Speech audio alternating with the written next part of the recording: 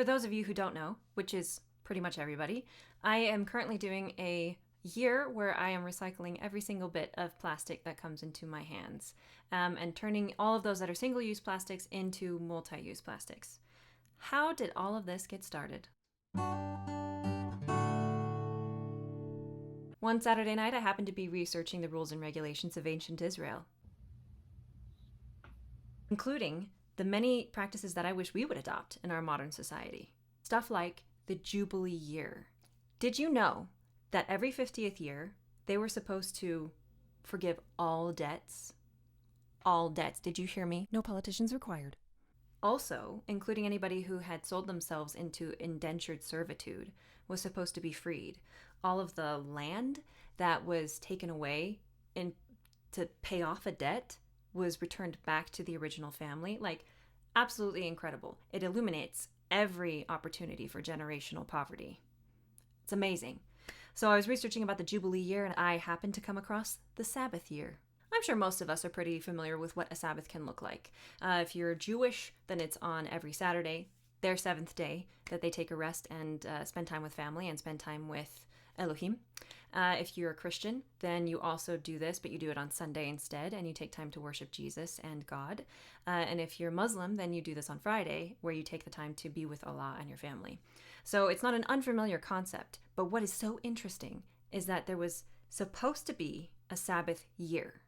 Speak unto the children of Israel, and say unto them, When ye come into the land which I give you, then shall the land keep a Sabbath unto the Lord. 6 years thou shalt sow thy field, and 6 years thou shalt prune thy vineyard, and gather in the fruit thereof. But in the 7th year shall be a Sabbath of rest unto the land, a Sabbath for the Lord. Thou shalt neither sow thy field nor prune thy vineyard. That which groweth of its own accord of thy harvest thou shalt not reap, neither gather the grapes of thy vine undressed, for it is a year of rest unto the Lord. That's right. They were supposed to take an entire year off from working. Can you imagine that? Can you imagine that? Every 7 years, it's essentially like they would quit their jobs. It was largely an agrarian society, so this mostly meant that farmers took a break. They didn't intentionally cultivate any crops, which is still absolutely incredible, and it takes a lot of trust. They were supposed to trust that God would provide for them in the 6th year enough to last them for not only the 7th year, but then the year after that, so that they could get their crops going again.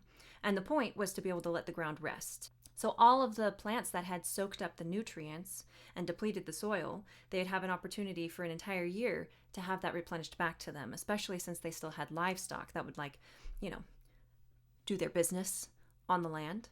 And then this would replenish the land. But it also helped those who were impoverished, more like the living paycheck to paycheck class. They would have an opportunity to have access to free food. Anything that grew naturally on anybody's property, they were allowed to pick and eat. I can't believe that. That is so cool. Now, one would think that in a society like this, there would be so much peace, so much prosperity, that the land would never, like the topsoil would never be eroded, that classism would largely be done away with. And yes, that would have happened if the Israelites had done it. But we have absolutely no historical record, none, of them actually carrying through with it. In the 490 years from when they came to inhabit the land after the Exodus until the Babylonian captivity, there is not one recorded instance of them keeping a Sabbath year. This was a covenant that was made with God, right? God said, trust me, I'll take care of you. And they never did. So what did God think about their lack of Sabbath keeping? Let's do the math. They were in the land 490 years since the Exodus until the Babylonian captivity. 490. Very important. Remember that. They were in exile for 70 years in Babylon. Now, I know that there were different waves. Some people were taken captive at an earlier period, a middle period, and a late period, and then they were allowed to come back at an early, middle, and late period too. I get that. But the first wave of people that were taken captive, they were in exile for 70 years. Okay, so 490 divided by 70 equals 7. Pausing to apologize for yesterday, Dara, that got so excited about talking about the number 70 that she didn't actually make the point, which was that the Lord kept them in exile for 70 years to recoup every single Sabbath year that they had missed. Back to the video. Sorry to slow you down. The Lord let the land rest for 70 years while they were in exile. That is how important this Sabbath covenant was to him. That is how important the land getting an opportunity to rest was to him. Jeremiah be like, called it. So what does he think about how I'm taking care of the land? What does he think about me letting the ground rest? This was not one of those instances where God was like, I've made a covenant with you, and if you don't keep it, then you're going to be cut off. Not at all. Not that he's ever told me that, by the way.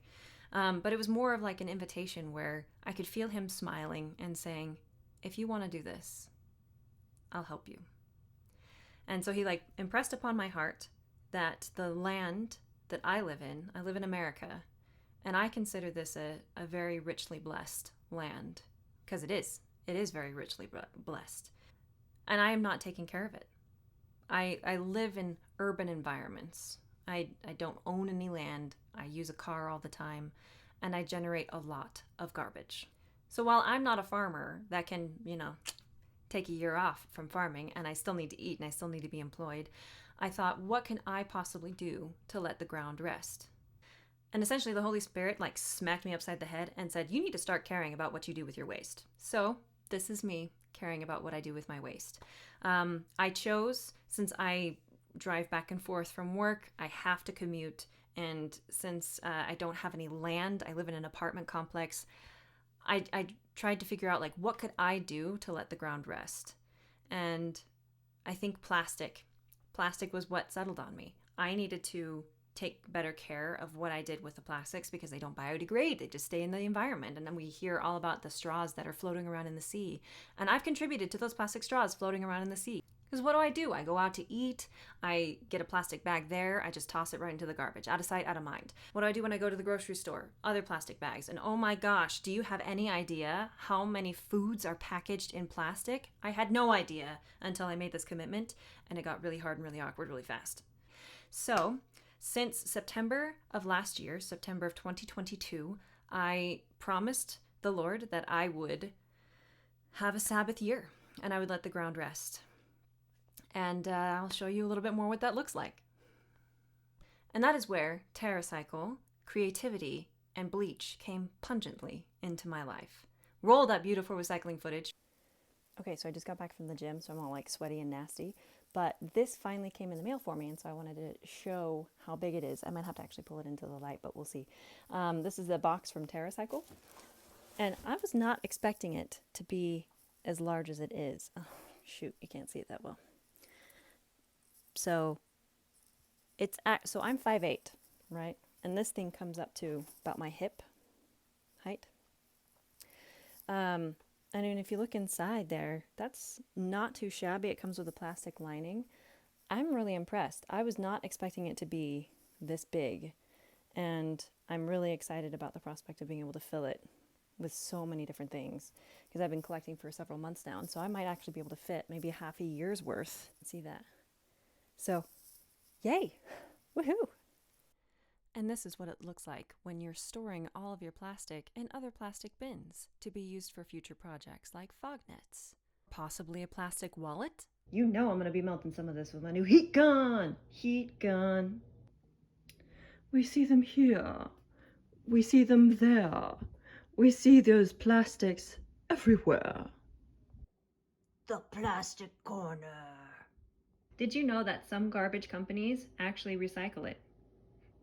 That's why I have no guilt whatsoever of tossing my gallon of milk in the garbage. Some quick caveats.